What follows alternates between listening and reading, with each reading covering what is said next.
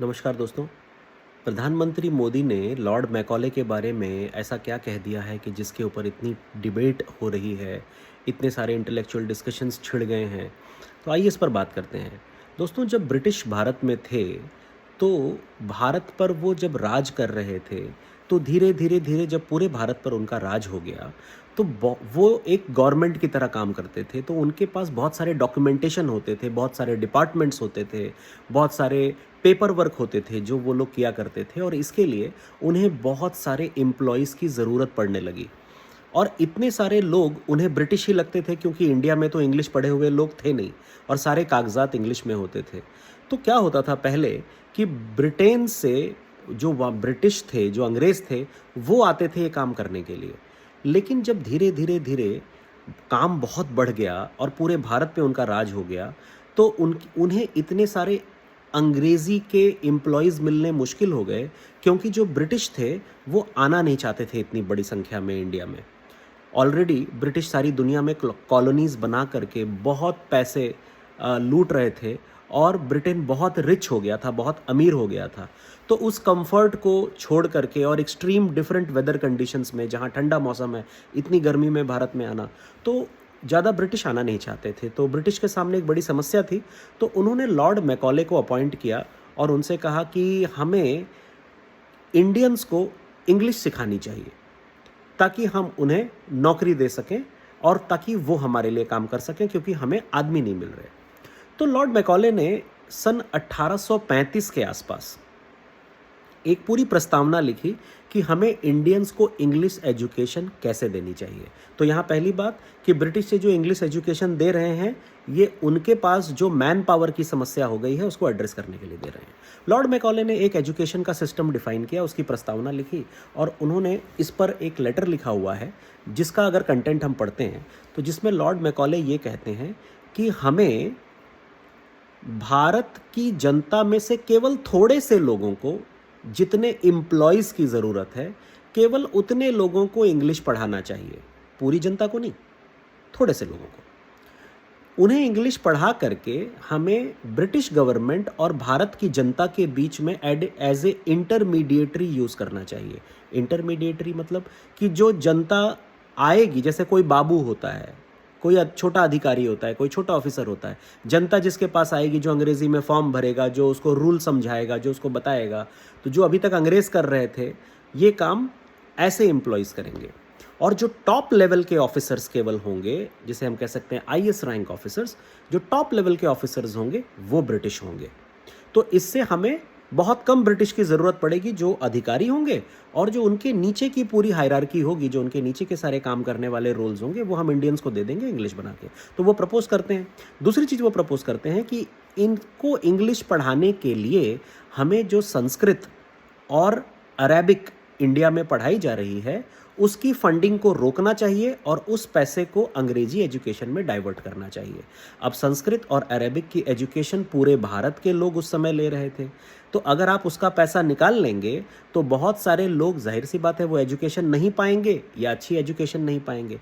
संस्कृत और अरेबिक बहुत ही rich education थी, जिससे काफ़ी अच्छी नॉलेज और जानकारी इंडियंस को मिल रही थी। विद्वान तो वो थे ही, लेकिन बस दिक्कत ये थी कि इंग्लिश नहीं जानते थे। तो ये पैसा जब आप यहाँ डाइवर्ट कर दोगे, तो भारत की लिटरेसी और ख़राब होगी, क्योंकि आप सिर्फ कुछ लोगों को पढ़ाने वाले हो। दूसरी बात, तीसरी चीज़ वो लिखते हैं कि हमें जो कोर्स बनाना है पढ़ाई का, जो हम इंडियंस को पढ़ाएंगे, वो ऐसा होना चाहिए, इस बात को ध्यान रखते हुए होना चाहिए कि जो भारतीय हैं, इनका जो शरीर है, इनकी जो बॉडी है और इनका कलर है, बस वो इंडियन रह जाए, और इनका दिमाग और इनका दिल वो पूरी तरीके से ब्रिटिश हो जाए या ब्रिटिश के प्रति लॉयल हो जाए। तो हमें ऐसा पढ़ाना है, उनका कहने का मतलब, कि जो इंडियंस इंग्लिश पढ़ेंगे, उनका दिमाग ब्रिटिश की तरह होना चाहिए, साथ साथ दिमाग ब्रिटिश से अलाइंड होना चाहिए। तो आप पढ़ोगे तो आपका दिमाग तो अलाइन होगा, लेकिन दूसरी बात बहुत इंपॉर्टेंट है कि उनका दिल भी ब्रिटिश से अलाइंड होना चाहिए। जब दिल अलाइन होगा, तो वो 100% उनकी, जिसे कहते हैं ना, श्रद्धा ब्रिटिश में आ जाएगी, उनका दिल ब्रिटिश से लग जाएगा, ब्रिटिश ही उन्हें सही लगेगा, ब्रिटिश कल्चर उनको सही लगेगा। अगर ब्रिटिश को लगता है कि भारत के कल्चर में ये कमी है, तो उन्हें भी लगना चाहिए। हमें इस तरह इन्हें ट्रेन करना है कि इनका दिल भी ब्रिटिश के साथ अलाइंड हो जाए, इनका दिल ब्रिटिश हो जाए। ये बहुत बड़ी बात है दोस्तों, जो उनकी प्रस्तावना में लिटरली लिखी हुई है, अगर आप उसे ध्यान से पढ़ेंगे। तो लॉर्ड मैकॉले एक ऐसी एजुकेशन सिस्टम बनाना चाहते थे थोड़े से इंडियंस के लिए, ताकि वो ब्रिटिश अधिकारियों को रिपोर्ट कर सकें। कौन से ब्रिटिश अधिकारी? ये ब्रिटिश अधिकारियों को भी तो इंग्लिश एजुकेशन मिलेगी, लेकिन नहीं, इनकी इंग्लिश एजुकेशन अलग है।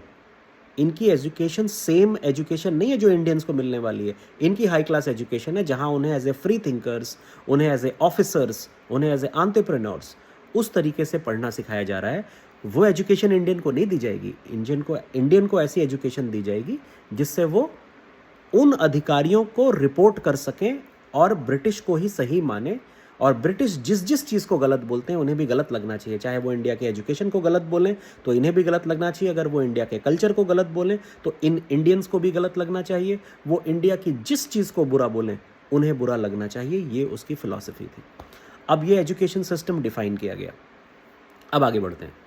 तो इस एजुकेशन सिस्टम में अगर आप गौर करें, हम आज़ाद हो गए। देखिए, उन्होंने तो अपने लिए सही एजुकेशन सिस्टम बनाया। उन्हें तो जाहिर सी बात है, उनकी गवर्नमेंट थी तो उन्हें अपने तरीके के लोग चाहिए थे। इसलिए लॉर्ड मैकॉले अपने देश के लिए देशभक्त था, क्योंकि उसने अपने देश के हिसाब से बिल्कुल सही सलाह दी। लेकिन जब हम आज़ाद हो गए, हम मोर और लेस उसी एजुकेशन सिस्टम को कंटिन्यू करते चले आए, उसी मॉडल को। कैसे? क्योंकि ज़्यादातर एजुकेशन जो इंडिया में या सारी दुनिया में आप देखते हैं, वो मिशनरी स्कूल्स के थ्रू दी जाती है। मिशनरी का मतलब क्या होता है? आपने मोस्टली देखा होगा, कॉन्वेंट स्कूल्स, इंग्लिश स्कूल्स जो होते हैं उन्हें मिशनरीज भी कहा जाता है। मिशनरी का मतलब क्या है दोस्तों? जब ईसा मसीह इस दुनिया से जा रहे थे तो अपने अंतिम समय में उन्होंने ये कहा था, बिल्कुल जाते जाते अपने मृत्यु के समय में कहा था कि सारी मानवता को, सारी दुनिया में आप एजुकेशन दो, आप शिक्षा दो, आप उन्हें स्वास्थ्य दो, बीमार को दवा दो और केयर दो।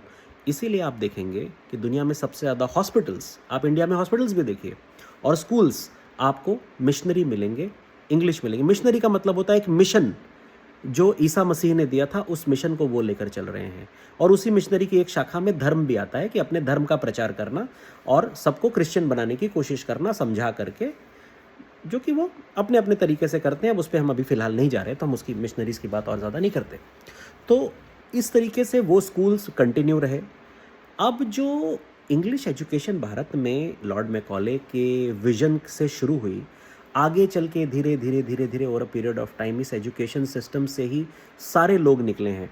तो अगर आप देखेंगे तो पंडित नेहरू ने भी वही पढ़ा है, महात्मा गांधी ने भी वही पढ़ा है, आप जितने भी प्रोमिनेंट, भगत सिंह ने भी वही इंग्लिश की एजुकेशन पढ़ी थी। तो ज़्यादातर लोग उस इंग्लिश को पढ़ रहे थे, और सावरकर ने भी वो इंग्लिश पढ़ी थी, क्योंकि वो भी लंदन गए थे पढ़ने के लिए। तो इस एजुकेशन सिस्टम से जो ज़्यादातर लोग निकले, वो अलाइन हो गए थे ब्रिटिश की थिंकिंग से, है ना? ब्रिटिश ने जिस तरीके से पढ़ाया। लेकिन एक तरफ आप ये भी याद रखिए कि ब्रिटिश ने बहुत सारे सामाजिक सुधार भी इनिशिएट किए थे इंडिया में।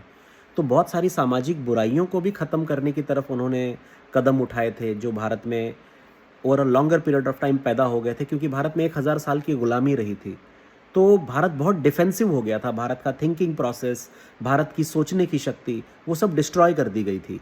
तो भारत फ्री थिंकर्स की तरह तब नहीं सोच रहा था।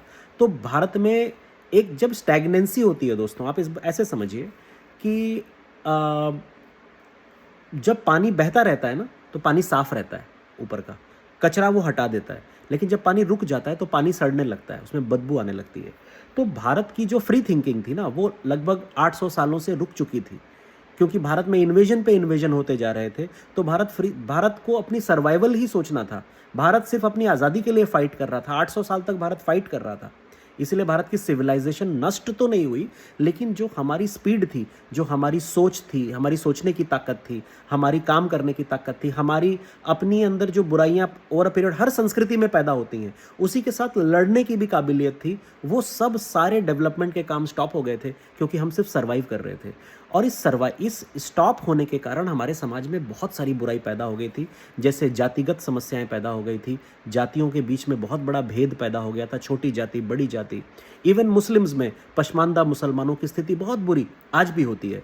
तो ये जातियां जो हैं, कहीं पर सेड जाति, कहीं पर अनसेड जाति, लेकिन एक निचला वर्ग और एक ऊपर का वर्ग, ये डेफिनेटली भारत में बनता चला गया, जो बहुत बड़ी समस्या बनी। इसी के साथ साथ महिलाओं की स्थिति दर बदर होती गई और बुरी होती गई, और उनकी भी शिक्षा बहुत बुरी हो गई, उनकी लिटरेसी रेट, उनका एजुकेशन बहुत नीचे गिर गया। और जिस समाज में, जिस सोसाइटी में महिला का कंट्रीब्यूशन इकोनॉमिक्स में, सोसाइटी में, नॉलेज में कम हो जाता है, वो बहुत ही रिग्रेसिव हो जाती है, बहुत पीछे चली जाती है, क्योंकि वो आपकी 50% पॉपुलेशन है। एक एजुकेटेड मदर होगी तो वो बच्चा कैसा होगा, और जिस बच्चे को एक इलिटरेट मदर मिली है वो बच्चा कैसा होगा, बस आप ये तुलना करके देखिए। जावेद अख्तर, जिनका मैं अक्सर नाम लेता हूँ, जावेद अख्तर की मदर भी इंटेलेक्चुअल थी, उनके फादर भी इंटेलेक्चुअल थे, इसलिए वो भी आज इतने बड़े इंटेलेक्चुअल हैं, राइट। तो इस चीज़ को समझिए। आगे बढ़ते हैं। तो जो जैसे मैं उदाहरण देता हूँ, जब भारत आज़ाद हुआ तो पंडित नेहरू काफ़ी वेस्ट अलाइंड थे। पंडित नेहरू भी एक देशभक्त थे दोस्तों, इस बात में कोई शक नहीं, और बहुत बड़े देशभक्त थे। लेकिन पंडित नेहरू की अपने सोचने का एक तरीका था। पंडित नेहरू जिस तरीके से भारत को देखते थे, वेस्टर्न एजुकेशन से पढ़े हुए थे, उन्होंने देखा था कि भारत में जो स्पिरिचुअलिटी थी, भारत की जो महान थिंकिंग थी आर्यन के पीरियड में, और जब आप मौर्यन डायनेस्टी देखते हैं जो चाणक्य के समय में थी, जहाँ पर एक ऐसा राजा, जब अकाल आता है उस राजा के काल में, जो लगभग पूरे भारत पे राज कर रहा था, और जब अकाल आता है तो खाने की कमी हो जाती है, बारिश नहीं हो रही है, अनाज नहीं पैदा हो रहा है, जनता भूख से मर रही है, तो वो ऐसा राजा है कि वो भी खाना बंद कर देता है। टैक्सेस तो बंद कर ही दिए जाते हैं, इसके बाद भी जितने भी खजाने में उनके पास अनाज था वो बांट दिए जाते हैं। इसके बाद भी लोग जब भूख से मर रहे थे, तो वो राजा कहता है कि मेरी प्रजा अगर भूख से मर रही है तो मैं उनका पिता हूँ, मैं कैसे खा सकता हूँ, और वो स्टारवेशन पे चले जाते हैं, वो खाना बंद कर देते हैं, और इस तरह ख़त्म हो जाते हैं। ये भारत का इथॉस था, ये भारत की थिंकिंग थी, और ये भारत के लीडर्स थे दोस्तों। ये समझने की हमें ज़रूरत है। और इसी मौर्यन एम्पायर में यदि आप पढ़ें कि वो जिस तरह से स्टेट को चलाते थे, चाणक्य की नीति से वो चलता था। अगर आप कभी पढ़िए केवल जा करके कि उनका एडमिनिस्ट्रेशन कैसा है। एक ग्रीक एम्बेसडर था, थोड़ा सा नाम उसका मैं मिस कर रहा हूँ, जिसने एक किताब लिखी थी। उस किताब में आपको पूरा वर्णन मिलता है कि क्या नाम है उस किताब का, मुझे याद आएगा, मैं आपको बताता हूँ। तो उसके अंदर उसने बिल्कुल लिखा है कि जो मौर्यन एम्पायर है वो किस तरीके से, इंडिका उस किताब का नाम है दोस्तों। तो यदि इंडिका किताब को आप पढ़ेंगे तो उसने अच्छा वर्णन किया है उस ग्रीक पर्सन ने, कि जो चंद्रगुप्त के मौर्य में ही एम्बेसडर था। तो उसने ये लिखा है कि राजा को गाइड करने के लिए मंत्रिमंडल होता था, मंत्री परिषद कहते थे उसे। आज भी मंत्रिमंडल होते हैं राजा को गाइड करने के लिए। उसके बाद अलग अलग डिपार्टमेंट्स होते थे, ठीक है। एक फाइनेंस डिपार्टमेंट हो गया, एक पब्लिक वेलफेयर डिपार्टमेंट हो गया, एक इंडस्ट्रीज का डिपार्टमेंट हो गया। उसके बाद आर्मी का डिपार्टमेंट अलग होता था, और आर्मी के लिए अपने प्रोडक्शन किए जाते थे, एंड सो ऑन, ठीक है, एंड सो ऑन, बहुत सारी चीज़ें। तो आप एक बार पढ़ के देखिए, आज भी दुनिया उसमें से बहुत सारे मॉडल को लेकर चल रही है। और ये आप अभी सीई स्टार्ट नहीं हुआ, ये बीसीई की बात हो रही है। लगभग 200 to 300 बीसीई में इतना एडवांस थिंकिंग, इतना एडवांस कल्चर भारत का था। और हम सारी दुनिया से ट्रेड करते थे, हम सारी दुनिया में, हम बहुत पैसे भारत के पास इसीलिए थे क्योंकि हम ट्रेड भी करना जानते थे, हमारे पास साइंस था, हमारी स्पिरिचुअलिटी, हमारी फिलॉसफी। पंडित नेहरू इन सबको रिकॉग्नाइज करते हैं और अप्रिशिएट करते हैं। लेकिन जब मुगल इन्वेजन भारत में होता है, या और भी इन्वेजन्स भारत में होने लगते हैं, तो भारत सर्वाइवल मोड में चला जाता है। तो भारत जब सर्वाइवल मोड में चला जाता है कि हमें किसी तरह अपने आप को बचाना है, तो हम कंटिन्यू लड़ाइयाँ लड़ रहे हैं। हम कभी हार रहे हैं, हम कब फिर थोड़े दिन में ताकत इकट्ठा कर रहे हैं, हम फिर लड़ रहे हैं। हम 700-800 सालों तक सिर्फ लड़ते रहे, और जब हम लड़ते रहे तो हमारा लर्निंग बंद हो गया, हमारा डेवलपमेंट बंद हो गया, हमारी स्पिरिचुअलिटी बंद हो गई, हमारा लिखना बंद हो गया, हमारा अपनी बुराइयों पे सुधार करना बंद हो गया। तो मैं यही आपको बात बता रहा था। तो ये तो हमारे समाज में जो जातिगत समस्याएं, जो जाति व्यवस्था आ गई थी, जिसके अंदर सो कॉल्ड छोटी जाति के लोगों के साथ लोग खाना नहीं खाते थे, लोग उनके साथ पानी नहीं पीते थे। नेहरू जी को इस बात से बहुत समस्या थी, और बहुत से लोगों को समस्या थी, और होनी भी चाहिए। ये बहुत बड़ी हमारी सामाजिक बुराई जो डेवलप हो गई थी, जिस पीरियड में हम गुलाम थे। क्योंकि हम अपना शुद्धिकरण नहीं कर पाए थे। और 800 सालों तक रहने की वजह से उसका सुधार भी फिर बहुत ही मुश्किल हो गया, क्योंकि एक प्रोसेस टूट गया। तो इसीलिए नेहरू जी लेफ्ट इंक्लाइंड थे, क्योंकि ब्रिटिश ने भारत में बहुत सारे सामाजिक सुधार किए थे। तो उसके बाद तो ये मिशनरीज़ और इन स्कूलों के माध्यम से ये शिक्षा व्यवस्था चलती रही। अब यहाँ 2-3 चीज़ें हैं दोस्तों। अगर आप पिछले कई डिकेड्स में देखेंगे, तो भारत में जो बच्चा पढ़ता है, आप उससे पूछिए क्यों पढ़ रहे हो, तो वो यही कहता है कि मुझे नौकरी करनी है। तो ये प्रॉब्लम है।